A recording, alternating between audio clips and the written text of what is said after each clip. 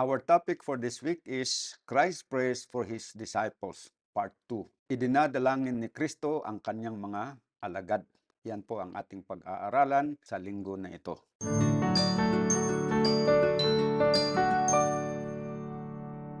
And I have declared unto them thy name, and will declare it, that the love wherewith thou hast loved me may be in them, and I in them. John 17 verse 26. Ito po yung pambungad na talata. At dito, merong dalawang punto na dapat natin natandaan na sinasabi ni Kristo dito sa talata na ito. Una, sabi niya, ipinakilala ko sa kanila ang iyong pangalan.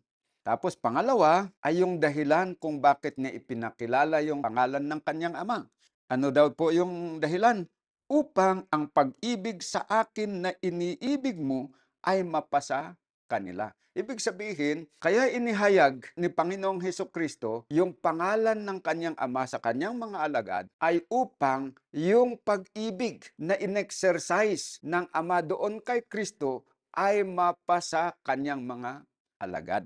So dito, malinaw po na yung pangalan na tinutukoy dito ay hindi yung personal name, kundi yung kinakatawanan ng pangalan which is yung ugali ng Panginoon. Yun ang kanyang inihayag.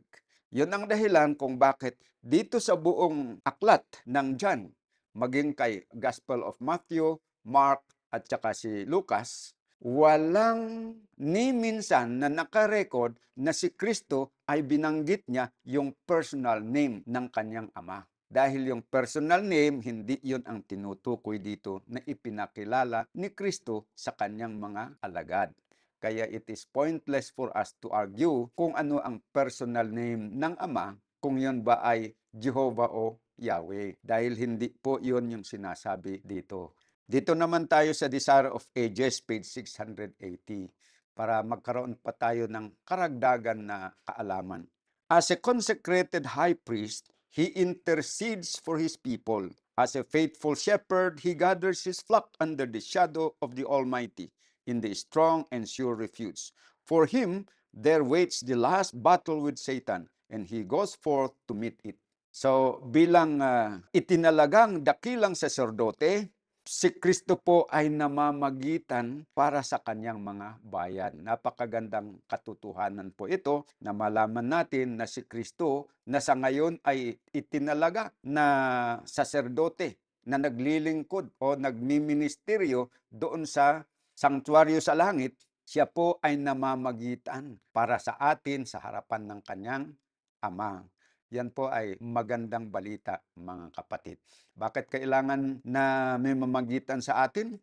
Sapagkat tayo ay mga taong marupok, nagkakasala, nagkukulang, may mga ugaling pangit. At dahil doon, nakakagawa tayo ng mga bagay-bagay na hindi nakakalugod sa ating Panginoon. Kaya kailangan natin na mapatawad every time na tayo ay nagkasala. Kaya si Kristo namamagitan, nakikiusap sa kanyang ama upang tayo po ay patawarin.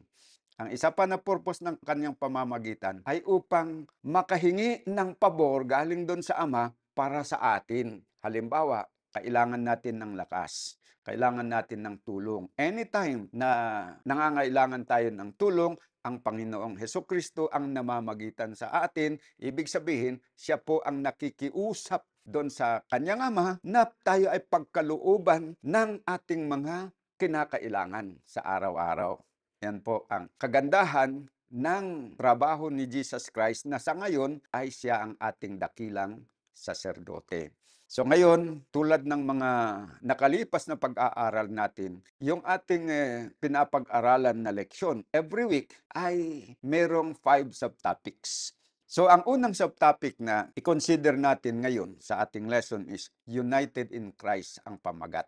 May mga talata na dapat nating basahin sapagkat nagbibigay ito sa atin ng mga katotohanan na dapat nating maintindihan sapagkat kailangan natin sa ating pang-araw-araw na pakikipagbaka sa kasamaan. Meron din tayong mga guiding question na i-provide dito sa ating lesson na makakatulong sa atin. So yung una, what point essential to the success of the church does Jesus mention repeatedly in his intercessory prayer. Tandaan natin yun. Ano yun? Yung punto na paulit-ulit idinadalangin ni Kristo para sa kanyang mga alagad, which includes us ngayon. Okay, basahin natin. John 17 verse 11. Holy Father, keep through thine own name those whom thou hast given me, that they may be one as we are one. Anong punto na idiniin niya dito? Na ang kanyang mga alagad ay magkakaisa tulad niya at ng kanyang ama na sila ay nagkakaisa. Dito naman tayo sa John 17 verse 21. That they all may be one, as thou, Father, art in me, and I in thee, that they also may be one in us, that the world may believe that thou hast sent me. So dito na naman, sa portion ng kanyang prayer, naulit na naman yung sinabi niya na that they all may be one. Yung they dito ay tinutukoy ang kanyang mga alagad na ano ang sabi? That they all may be one. Verse 22 naman, and the glory which thou gavest me, I have given them, that they may be one, even as we are one. Third time na nabanggit na naman niya dito sa prayer niya na ang kanyang mga alagad dapat magkakaisa. Verse 23, I in them, and thou in me, that they may be made perfect in one, and that the world may know that thou hast sent me, and hast loved them as thou hast loved me. Ikaapat na yon. Kaya nga ang tanong, what point essential to the success of the church does Jesus mention repeatedly? Paulit-ulit na hinihingi niya yon. Ano po yon? Yung pagkakaisa ng kanyang mga alagad. Bakit?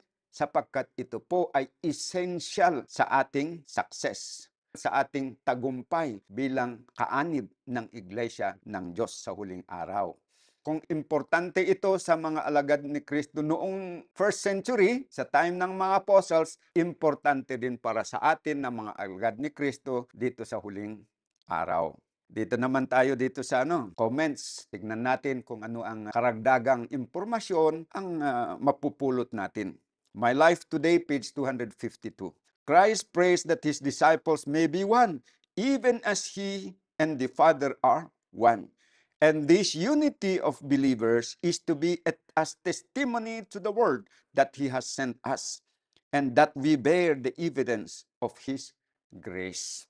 Okay, so dito naman, yung author dito, kinuha niya ngayon yung prayer ni Jesus doon sa kanyang mga alagad nung una, in-apply naman sa atin. Ibig sabihin, yung prayer ni Jesus to his disciples in the first century, he is also praying the same thing for us. Ano yun? Na tayo din ngayon ay dapat magkaisa.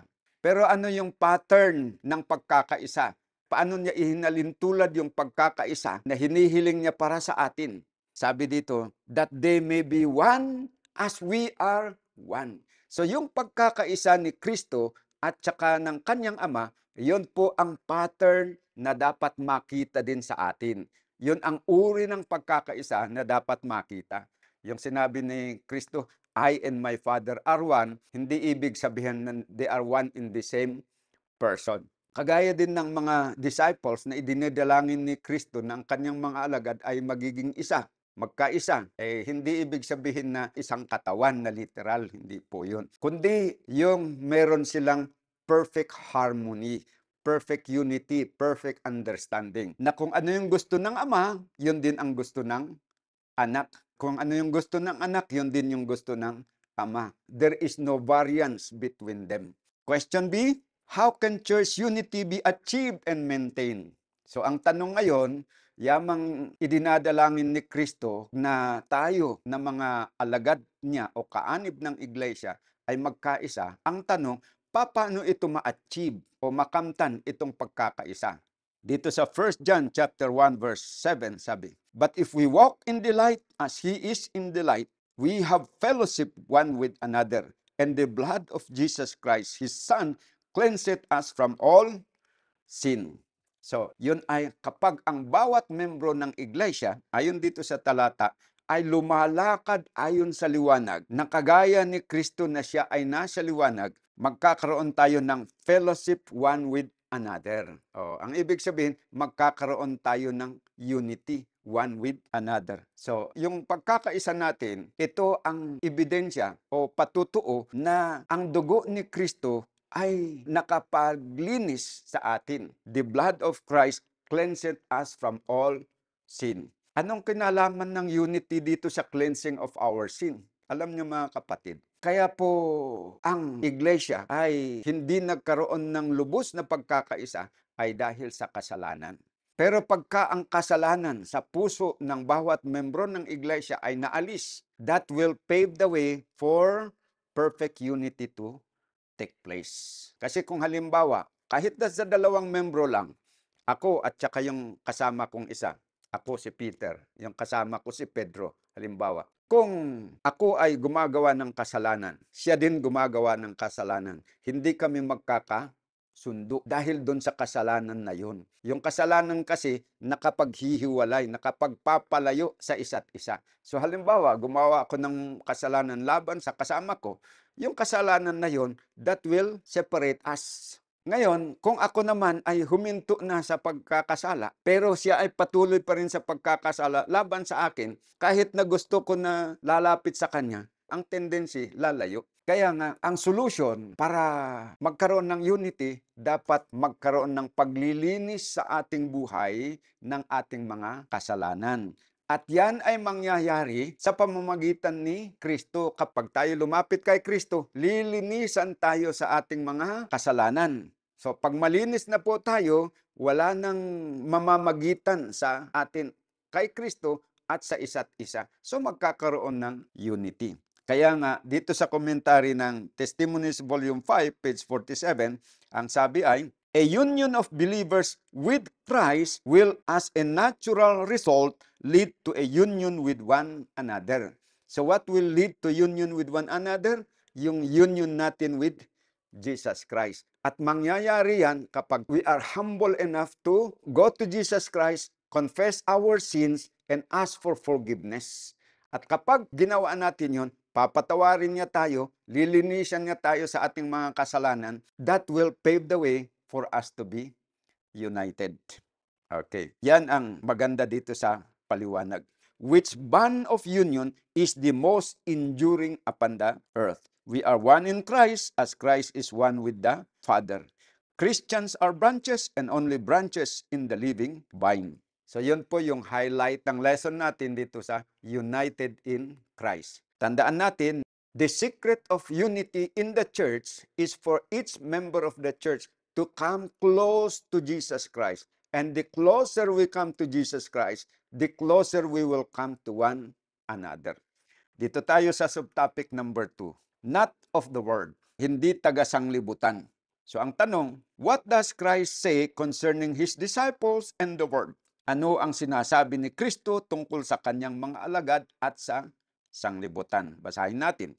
And now come I to thee, and these things I speak in the word, that they might have my joy fulfilled in themselves. I have given them my word, and the word hated them, because they are not of the word, even as I am not of the word. So, sagutin natin yung tanong, what does Christ say concerning His disciples and the word? Sabi ni Kristo sa kanyang mga alagad na sila ay hindi taga-sanglibutan. Sila ay nandito sa sanglibutan pero hindi sila taga-sanglibutan. Basahin natin yung commentary, baka mayroon tayong mapupulot na karagdagan. Dito sa Great Controversy, page 46. Ni-describe naman nito yung moral condition and spiritual condition of the early church.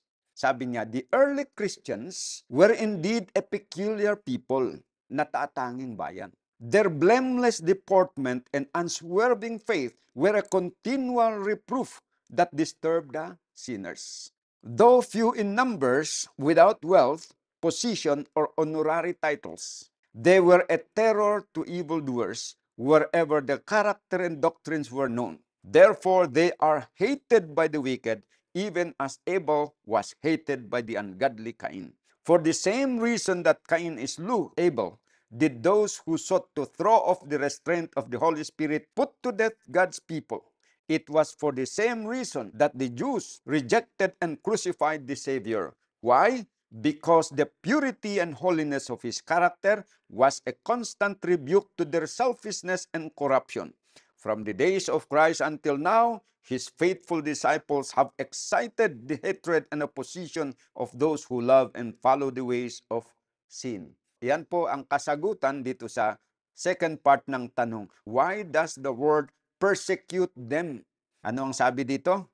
Dahil the early Christians were indeed a peculiar people, their blameless deportment and unswerving faith were a continual reproof that disturbed the sinner's peace. Yon. Yung matuwid na pamumuhay nila, unspoken rebuke doon sa wicked characteristics ng mga tao. Kahit hindi sila nagsasalita ng pagsaway sa mga wicked, pero yung kanilang buhay mismo ay nagbibigay ng unspoken saway, unspoken reproof doon sa kanilang ginagawa ng masama. And therefore, that steered them to hate the Christians. Ganun po yan mga kapatid, no? So dito tayo sa question B. What is God's plan for His children as far as the influences of the world are concerned? John 17 verse 15, I pray not that thou shouldest take them out of the world, but that thou shouldest keep them from the evil. They are not of the world, even as I am not of the world. So, ano yung plano ng Panginoon doon sa kanyang mga anak na sumasampalataya kay Kristo?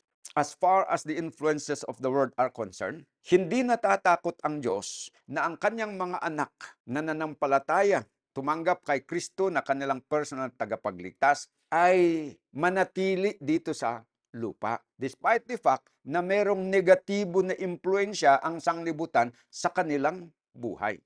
Pero hindi niya kalooban na sila ay aalisin dito at ihiwalay dito sa mga wicked. Kundi, ang ginagawa niya is, bagamat hindi sila taga-sanglibutan, sapagkat sila po ay citizens of heaven.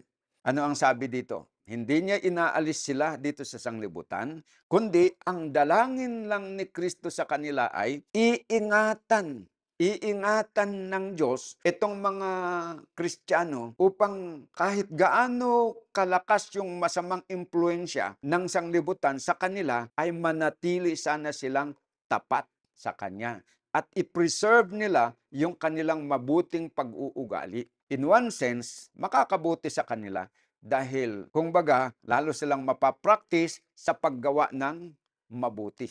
Yan po ang tinutukoy dito na plano ng Panginoon sa kanyang mga anak dito sa mundo. For the meantime, habang tayo po ay nabubuhay dito sa tinatawag na probationary period, pinapayagan pa rin ng Panginoong Hesukristo na ang kanyang mga anak ay manatili dito sa lupa na pinalibutan ng mga masasamang mga tao. Na yung mga masasamang mga tao na yon, mga anak din naman ng Diyos yun. Kaya lang sila, hindi lang sila kumikilala sa kanilang ama.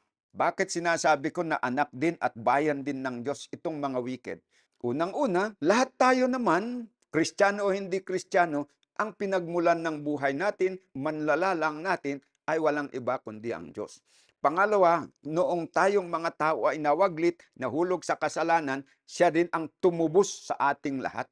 Lahat tayo tinubos niya doon sa parusa ng kasalanan. Hindi lang tinubos, binili pa niya tayo legally para magiging kanyang pag-aari. So lahat tayong mga tao pagmamay-ari ng Diyos sa pamamagitan ng mahal na dugo ni Kristo. Ang kaibahan lang ng mga Kristiyano sa hindi Kristiyano, yung mga Kristiyano nakakaalam doon sa pabalitan na yon at sila ay nanampalataya. Ito namang mga wicked, marami sa kanila hindi nakakaalam na sila pala ay tinubos ni Kristo at binili niya para pag-aari ng Diyos. Meron naman yung nakakaalam pero ayaw nilang maniwala. So, yun lang po ang kaibahan. Kaalaman ang difference. Kaya nga inuobliga ng Panginoon itong mga Kristiyano na nakakaalam sa katotohanan na dalhin yung pabalita sa lahat ng mga tao para malaman ng mga tao dito sa mundo na sila pala ay tinubos ni Kristo at sila ay pagmamay-ari ni Kristo. Kaya dapat sila na maglingkod o manumbalik sa Diyos. Basahin natin yung komentaryo ng Acts of the Apostles, page 467. By His own example, the Savior has shown that His followers can be in the world and yet not of the world. Sa pamagitan daw ng ipinakita ni Kristo na halimbawa dito sa lupa, gusto niyang maunawaan ng kanyang mga alagad na sila rin ay pwedeng titira dito sa mundo kahit hindi sila taga-mundo. Okay? He came not to partake of its delusive pleasures, to be swayed by its customs and to follow its practices, but to do His Father's will, to seek and save the lost. So anong halimbawa ang binigay ni Kristo? Sabi dito, nung nandito siya sa lupa, bagamat kasama niya yung mga tao na layunin niyang tubusin, na gumagawa ng masama, pero hindi siya nakikiayon doon sa masamang gawa ng sanglibutan. Yon ang maganda. Hindi niya sinusunod yung kostumbre, yung nakasanayan, nakaugalian ng mga tao dito sa mundo, kundi ipinamuhay niya yung katotohanan na alam niya para maipakita niya sa mga tao kung anong uri ng buhay ang magandang ipamuhay. Sabi pa dito, with this object before him, the Christian may stand uncontaminated in any surroundings. So tayo din ng mga Kristiyano, pwede pala nating gayahin yung buhay ni Jesus Christ. Pwede rin tayong tumira dito sa mundo kahit nakikita natin yung mga karumal-dumal na mga gawain ng mga tao, pwede nating iwasan yun. By choice and by the power of the Holy Spirit, we can avoid following the customs of the world na hindi maganda, we don't have to follow. Whatever his station or circumstances, exalted or humble, he will manifest the power of true religion in the faithful performance of duty. Ano man daw po ang status ng ating buhay dito sa mundo, kung mababa ba o mataas, ang sabi dito, pwede natin by the grace of God na maihayag yung kapangyarihan ng tunay na relihiyon sa pamamagitan po ng matapat na pagsunod natin ng ating tungkulin para sa Diyos. The world has not enough true Christians. The church has need of them. Society cannot spare them.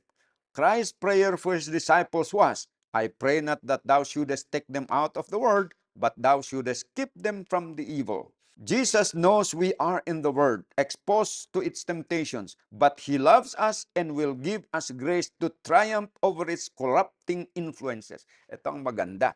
Ano yung maganda dito? Sabi, alam pala ni Kristo na ang kanyang mga alagad, habang sila'y nandito sa lupa, they are exposed to temptations. Tukso ng sanglibutan, tukso ng mga masasama. Yan. Pero, ang kagandahan dito, tandaan natin, He loves us. Mahal tayo ng Diyos. Pag sinabing Diyos, mahal tayo ng Diyos Ama, mahal tayo ni Kristo. Mahal din tayo ng banal na Espiritu. And will give us grace to triumph. Bibigyan tayo ng kapangyarihan, lakas, na panagumpayan natin yung nakakapasama na impluensya ng sanglibutan. He would have us perfect in character that our waywardness may not occasion moral deformity in others. Nais niya na tayo ay mabuhay na ganap o perfect dito sa mundo na ito. Bagamat mahirap dahil merong maraming mga balakid sa pamumuhay natin ng ganap o walang kasalanan, pero tutulungan ng Diyos tayo. Yan po ang pangako. So, yun po ang highlight ng subtopic number 2. Ulitin ko for emphasis. Tayo na mga Kristiyano, noong tinanggap natin si Kristo bilang ating personal tagapagligtas, ay nailipat na yung ating citizenship doon sa langit. Dahil ang pangalan natin ay nasusulat doon sa aklat ng buhay, doon sa langit. And from that time on, we are considered citizens of heaven and no longer taga-mundo. Taga-langit na po tayo. Pero ang layunin ng Diyos ay manatili pa muna tayo dito sa mundo during this probationary period. At tutulungan niya tayo na makapanugumpay. Alam niya na maraming tukso dito, pero hindi niya tayo aalisin muna pagsamantala kasi may schedule kung kailan tayo aalisin dito. Papayagan niya tayong titira dito. Kahit naka-expose tayo sa temptation, nangako siya na tutulungan niya tayo upang tayo ay makapanagumpay sa lahat ng mga tukso at makabuo tayo ng ugali na ganap o perfect o righteous o holy. Yan po ang highlight ng ating subtopic number 2. Bago tayo magpatuloy, kung ikaw ay nabe-bless sa ating mga videos, don't forget to subscribe and follow para lagi kang updated sa mga bagong posts at lesson studies. Your support helps us to spread the gospel with more people and inspire us to produce more contents and keep this initiative going. Thank you very much mga kapatid. Okay, dito tayo sa topic number 3. Power in the truth. What does the truth do for those who know and obey it? Sabi sa John chapter 8 verse 32, "And ye shall know the truth, and the truth shall set you free." So ano ang magagawa ng katotohanan sa mga alagad ni Kristo na mga sumusunod sa Kanya? Magpapalaya sa kanila. Okay. Ang tanong, ano ba ang tinutukoy dito na katotohanan na makapagpapalaya? Batay sa context ng John chapter 8, kung pupunta tayo doon sa verse 36, sinasabi din dito na, "If the Son therefore will make you free, ye will be free indeed." So ang tinutukoy dito na katotohanan na magpapalaya sa atin kapag nakilala natin ay walang iba kundi si Kristo mismo. Siya po yung katotohanan na makapagpapalaya sa atin. Sabi ni Kristo sa John 14 verse 6, "I am the way, the truth, and the life." So siya po yung katotohanan na kapag nakilala natin siya, siya po ang makapagpapalaya sa atin. Palalayain tayo doon sa pagiging servant of sin, doon sa pagkabilanggo sa buhay na makasalanan. Pero maliban dito kay Kristo na katotohanan, meron ding binabanggit si Kristo na katotohanan. Sabi ng John 17 verse 17, "Sanctify them through thy truth. Thy word is truth." So, ang mga salita ng Diyos, katotohanan din yan. Pero, hindi yon yung makapagpapalaya sa atin, sa ating kasalanan. Hindi. Si Kristo ang makapagpapalaya sa atin. Kaya lang, may function din yung salita ng Diyos. Ito naman ang makapagpapabanal sa atin. Gagamitin ni Jesus Christ ito, yung salita ng Diyos, na ahensya, agency, para pakabanalin ang kanyang mga alagad. Kaya sabi dito, "Sanctify them through thy truth." Basahin natin yung karagdagan na impormasyon dito po sa Christ Object Lesson, page 100 and 101. "Receive into the heart, the leaven of truth will regulate the desires, purify the thoughts, and sweeten the disposition." Napakaganda ito, mga kapatid. Yung nagagawa ng katotohanan. Kapag tinanggap sa puso ang libadora ng katotohanan, ang magsasaayos ng mga pagnanasa. Ano pa? Magpapadalisay sa mga kaisipan at magpapatamis ng disposisyon. Gagawin niya yung ating disposisyon o pag-isip na matamis o maayos, maganda, mabuti. Yan po, mga kapatid. The Word of God is to have a sanctifying effect on our association with every member of the human family. The leaven of truth will not produce the spirit of rivalry. Diba? By nature, we have the spirit of rivalry, nakikipagkompetensya. Pero kapag yung katotohanan daw tinanggap natin, magtatrabaho sa ating buhay.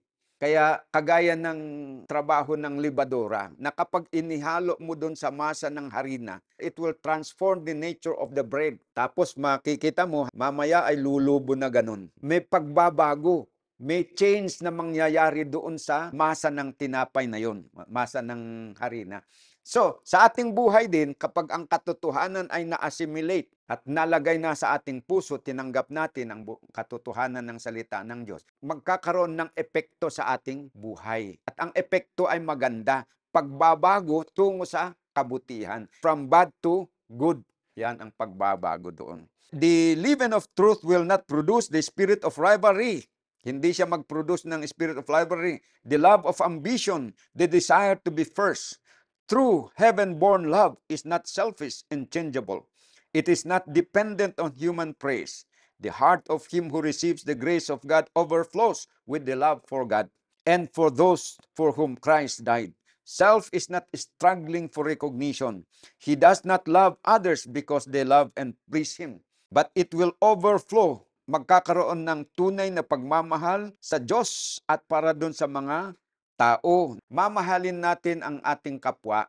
Hindi lamang yung mga tao na gumagawa ng mga bagay na nakakalugod sa atin, kundi mahalin natin sila not for any other reason, but for the reason na they are the purchased possession of Christ. Dahil sila ay kabahagi o katulad natin na binili ni Kristo sa pamamagitan ng kanyang dugo upang tayo ay magiging pag-aari ng Diyos. If his motives, words, or actions are misunderstood or misrepresented, he takes no offense. So ang isang tao, kapag na-develop yung makalangit na pag-ibig sa kanyang puso, at nag-ugat yung katotohanan sa kanyang buhay, kahit daw po na yung kanyang motibo, mga salita at kanyang mga actions ay nami-misunderstood ng mga tao, ng sino man. Tapos nami-misrepresent.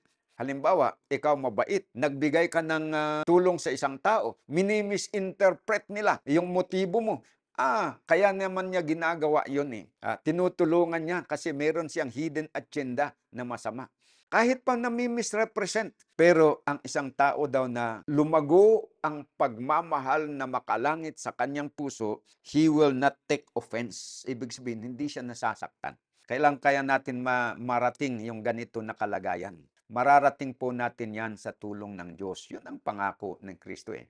By the grace of God na gumagawa sa ating buhay, we will grow, we will mature to the point na kahit nami-misrepresent tayo, yung ating mga salita, yung ating mga aksyon, hindi na tayo nasasaktan, kundi naaawa tayo doon sa mga tao na humahamak sa atin, nagre-represent sa atin at sumisira sa ating reputasyon. Maaawa na lang tayo pero hindi tayo masasaktan. We will not be offended. He is kind and thoughtful, humble in his opinion of himself. Magiging kind and thoughtful at magiging mapagpakumbaba sa kanyang sarili at yung kanyang opinion sa kanyang sarili ay he will not take himself of someone na mataas, kundi pananaw niya sa kanyang sarili is mababang tao lang siya. Dahil ang nakikita niya na mataas ay natunay ay si Jesus Christ. Siya ay hamak lamang mapagpakumbaba. Kagaya ni Pedro, nung napuspos ng Espiritu, marami na siyang mga nagawa na mga bagay na talagang kababalaghan. Maraming miracle ang kanang ginawa, maraming mga taong pinagaling niya sa pamagitan ng kapangyarihan galing sa Diyos, at marami siyang mga inaralan ng mga tao. Pero ayon sa kasaysayan, nung siya ay hinuli at gustong patayin sa pamagitan ng crucifixion, nag-request siya na ipako na patiwarik. Dahil ayaw niya na maipako na katulad ni Jesus Christ, dahil feeling niya sa kanyang sarili, mababa. Hindi siya pwedeng maipantay kay Jesus Christ na kanyang amo at tagapagligtas. Ganon ang mararating ng isang tao na lumago ang kanyang makalangit na pagmamahal, na na-transform na yung kanyang buhay. At ang pag-ibig ng Diyos na agape ang siyang naghahari sa kanyang buhay. He will become very humble. He has a humble opinion of himself, yet full of hope, always trusting in the mercy and love of God. Yan po mga kapatid, ang magagawa ng biyaya at pag-ibig ng Diyos sa puso ng isang tao. Question B, how is the truth defined? O dito tayo, paano ba na-define na yung katotohanan? Ang binigay dito ay Psalms 119:142, thy righteousness is an everlasting righteousness and thy law is truth. So to summarize, ang definition ng katotohanan, number 1, Jesus is the truth. Sabi ni Christ, I am the way, the truth, and the life. John 14:6. Pangalawa, John 17:17, sanctify them through thy truth. Thy word is truth. Yung salita ng Diyos ay katotohanan. Dito naman, yung kautusan ng Diyos ay katotohanan. So may tatlong definition ng katotohanan na pag-aralan natin. Jesus is the truth, the word of God are truth, and the law of God are truth. Ngayon, may komentaryo dito sa Lift Him Up page 152. The truth as it is in Jesus is obedience to every precept of Jehovah. It is hard work.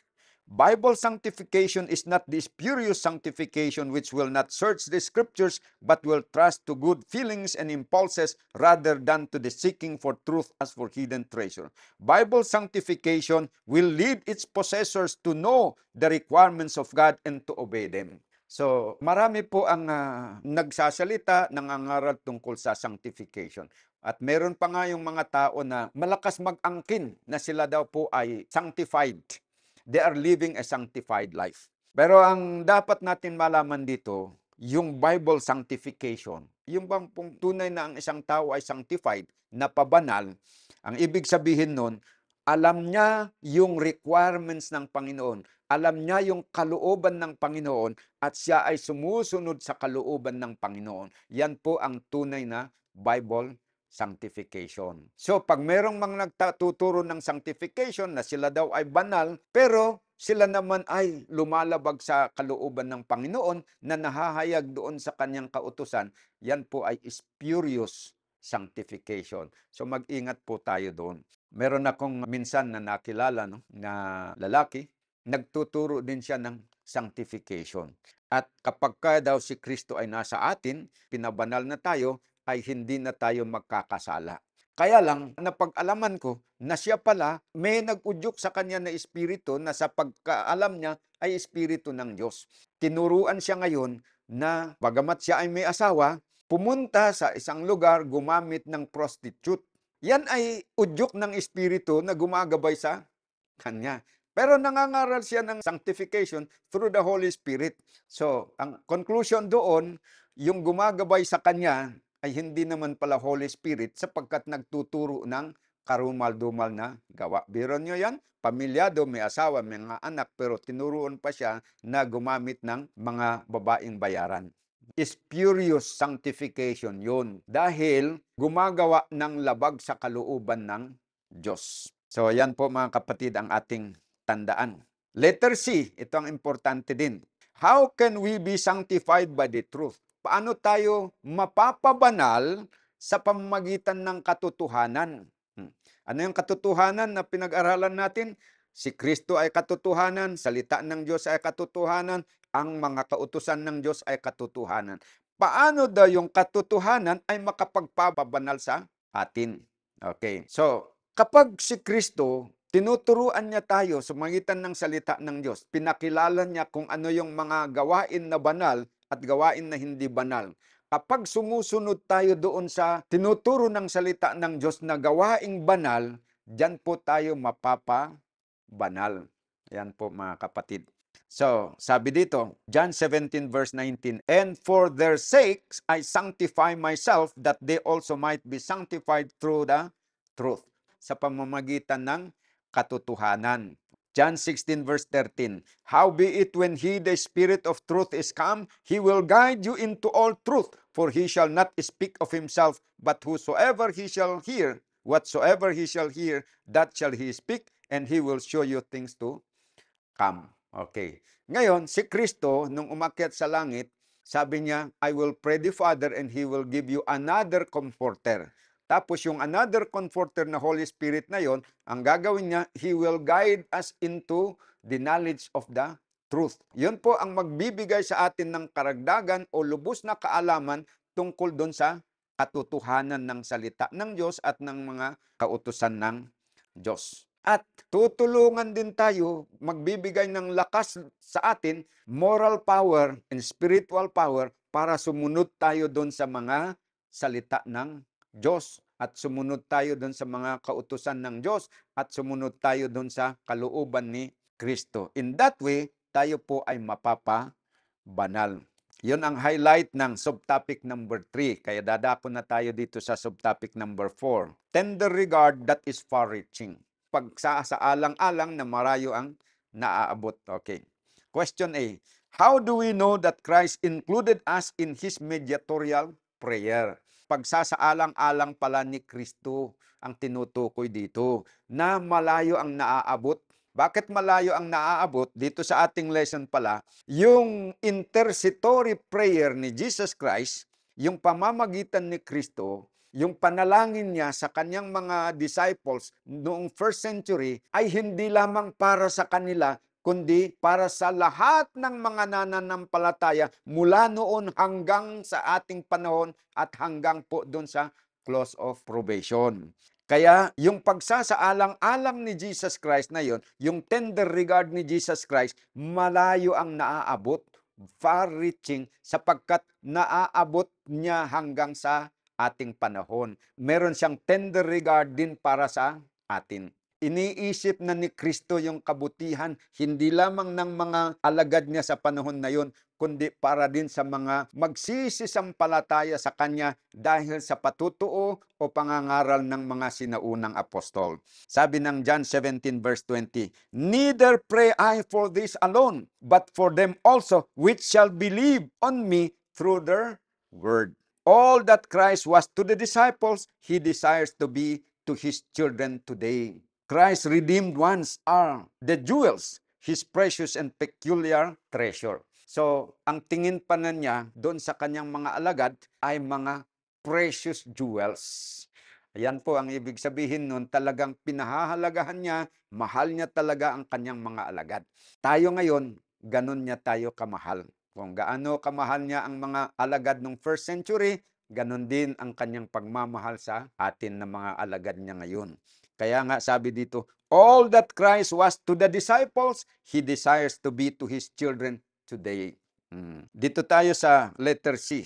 What desire did Jesus manifest in behalf of His people at the end of His prayer? Ang point dito, nung si Kristo ay pumunta sa langit, papaano niya tayo pangangalagaan nasa langit siya? Sapagkat meron siyang pinadala na kanyang representative na kumakatawan sa kanya, yung Holy Spirit, na siya ang gagawa for and in behalf of Jesus Christ. So yung mga kabutihan na gagawin ng Holy Spirit na sa ating buhay, yan ay dulot ng pagmamahal ni Kristo sa atin.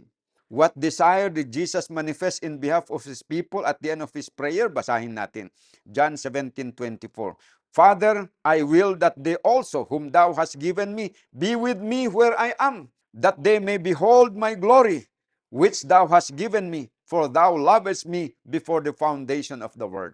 Bagamat si Kristo nangako nung first century na aalis siya dito papunta sa langit, ang longing ng kanyang puso, hindi permanent yung separation na yon. He is longing to be with them. Na yung mga alagad niya na ito ay makakasama niya. Yan. Ibig sabihin, tayo din ngayon, ang longing ni Jesus Christ sa atin na tayo ay kanyang makakasama. Kaya nga, doon po sa John 14 verse 1 to 3, 'di ba? Sabi niya, "Let not your heart be troubled. Believe in God, believe also in me. In my Father's house are many mansions. If it were not so, I will have told you, I will go and prepare a place for you. And if I go and prepare a place for you, I will come again to receive you unto myself, that where I am, there you will be also." Yun ang katuparan ng kanyang prayer dito. Na anong sabi niya yung panalangin niya dito? I will that they also whom Thou hast given me, yung mga disciples na ibinigay ng Ama sa kanya, be with me where I am. Pero siyempre, sa ngayon, hindi pa matutupad na we will be where He is, kasi He is literally in heaven, we are literally here on earth. But time will come, at the second coming, siya ay babalik dito, kukunin niya tayo, at kung nasaan siya, ay nandun din tayo. So kung aakyat sila ng langit, isasama tayo dun sa langit para kasama natin siya. At after 1,000 years, pag siya ay bababa dito sa lupa, isasama din niya tayo dito sa lupa para tayo pa rin ay laging kasama niya. Yun po ang kanyang desire para sa kanyang mga alagad. Maganda po ba mga kapatid yung desire ni Kristo para sa atin na kanyang mga alagad? Napakaganda po yan. Okay, dito tayo sa last subtopic. That we may know His name, para makilala natin ang kanyang pangalan. How are we to reflect the Father through Christ? John 17:25. O righteous Father, the world hath not known thee, but I have known thee, and these have known that thou hast sent me. And I have declared unto them thy name, and will declare it, that the love wherewith thou hast loved me may be in them, and I in them. Tapos sabi dito sa volume 5, 739, Christ declares Himself to be sent into the world as a representative of the Father. In His nobility of character, in His mercy and tender pity, in His love and goodness, He stands before us as the embodiment of divine perfection, the image of the invisible God. Okay, basahin din natin yung question B. What focus must we always maintain in life? Jeremiah 9 verse 23. Thus saith the Lord God, let not the wise man glory in his wisdom, neither let the mighty man glory in his might. Let not the rich man glory in his riches, but let him that glorieth glory in this, that he understandeth and knoweth me, that I am the Lord, which exercise loving kindness, judgment, and righteousness in the earth. For in these things I delight, saith the Lord. Ayun. Ano ang connection dito? That we may know His name. Yung name dito na tinutukoy, hindi tumutukoy sa personal name, kundi tumutukoy sa karakter ng Panginoon na dapat makilala sana natin yun. Sabi dito, how are we to reflect the Father through Jesus Christ? Magagawa po natin yun kapag yung ugali ni Jesus Christ, na yun din ang ugali ng Ama, ay natutunan natin na ipahayag, na i-reflect sa ating buhay. Ibig sabihin, pag nakopya natin yung maganda, banal, matuwid, at kaaya-aya na ugali ng Panginoon ay napasa atin, nakikita na isinasa kabuhayan natin, then maire-reflect na natin ng tunay at makapagbigay tayo ng magandang reflection of His character. At ang focus natin na dapat nating laging isaalang-alang ayon dito is yung ugali ni Jesus Christ, na yun yung ugali din ng Ama, ay maihayag sa atin. Ano yung ugali ng Panginoon? Sabi dito, the Lord which exercise, number 1, loving kindness. Kagandahang loob. Ayan, number 2, judgment, kahatulan, and righteousness, katuwiran. For in these things I delight, saith the Lord. Dito pala nalulugod, dito nasisiyahan kapag naihahayag sa ating buhay bilang kanyang mga anak, yung kanyang kagandahang loob, yung kanyang kahatulan, yung kanyang katuwiran, yung kanyang kabanalan. Diyan nalulugod ang Panginoon. At yon ang dapat daw tayong mag-focus dito. Kung papaano natin maihayag itong mga magagandang ugali ng Panginoon sa ating buhay para makita ng buong sanglibutan and they will glorify God. Kaya nga sabi ni Kristo doon sa Matthew chapter 5 verse 14, let your light so shine before men that they may see your good works and glorify your Father which is in heaven. Yan po ang connection doon. Ayon naman dito sa note ng Daughters of God, page 235. Kapag nagkataon sa tulong ng Panginoon na yung ugali ng Panginoon, yung mabuting gawa ng Panginoon ay nakikita na sa atin at yung ugali natin ay nabago at nagiging mapagmahal din tayo na tulad ng Diyos, naging maawain din tayo ng tulad ng Diyos, nakakagawa tayo ng maraming mga mabubuting mga bagay. Sabi dito, all boasting of merit in ourselves is out of place. Huwag nating isipin na kaya tayo iniligtas ng Panginoon dahil dito sa ating mabubuting gawa. Ibig sabihin, we are not going to put merit on our good works. Kaya all boasting of merit in ourselves is out of place. Kundi, yan ay manatili na regalo pa rin ng Panginoon sa atin, yung buhay na walang hanggan. We did not earn it. We did not deserve it. Kaya binigay sa atin. Hindi po yon. Mawawala sa ating isipan yon. The command is not let him that glorieth glory in himself, but in God. There is then no ground for men to take glory upon themselves. So pagka tayo po ay maraming mga achievement, huwag tayong magmapuri. Huwag natin kalimutan yung sinasabi dito sa Jeremiah chapter 9 verse 23 to 24. Huwag magmapuri ang pantas sa kanyang karunungan. Manatili pa rin tayo na magpagpakumbaba and we give glory to God. Dahil yung achievement natin, it is not based on our merits, on our efforts, but it is through the grace of God. Sabi dito, o magmapuri man ang makapangyarihan sa kanyang kapangyarihan. Huwag magmapuri ang mayaman sa kanyang kayamanan. So, pag may yumaman tayo, halimbawa, Kristiyano yumaman, huwag magmapuri at sasabihin na, kaya ako mayaman sapagkat ako ay maayos magnegosyo. Matalino ako. Talagang maganda yung aking way of management. Hindi po tayo dapat magmapuri yon. Kundi ibigay natin ang papuri sa Panginoon. At sasabihin natin, i-attribute natin yung success sa ating kayamanan na pagpapala mula sa Diyos. Kundi magmapuri sa ganito ang lumuluwalhati na kanyang naunawaan at kanyang nakikilala ako na ako ang Panginoon na nagsasagawa sa lupa ng kagandahang loob, kahatulan at katuwiran sapagkat sa mga bagay na ito ay nalulugod ako, sabi ng Panginoon. Ayan po mga kapatid. For every blessing which we enjoy, for every good quality which they possess, they are indebted to the grace of Christ. None should exalt themselves as possessing wisdom or righteousness. Without God who bless us, who help us, we are just nothing. Those who have the deepest experience in the things of God are the farthest removed from pride or self-exaltation. They have the humblest thought of self and the most exalted conceptions of the glory and excellence of Christ. When we have our eyes fixed upon heaven and have clear views of the character of Christ, we shall exalt the Lord God in our heart. As one becomes acquainted with the history of the Redeemer, he discovers in himself serious defects. His unlikeness to Christ is so great that he sees the necessity for radical changes in his life. Still, he studies with a desire to become like his great exemplar. Pag nagtagumpay siya sa kanyang pagiging Kristiyano at naka-achieve ng marami, huwag magmapuri. Ibigay ang puri sa Panginoon. Ito ang highlight ng subtopic number 5, that we may know His name, referring to His character. Yan po mga kapatid. So dito po nagtatapos ang ating pagtatalakay sa ating lesson ngayong linggo. Maraming salamat po sa inyong pagsama sa akin sa pag-aaral na ito. Thank you very much. God bless us all.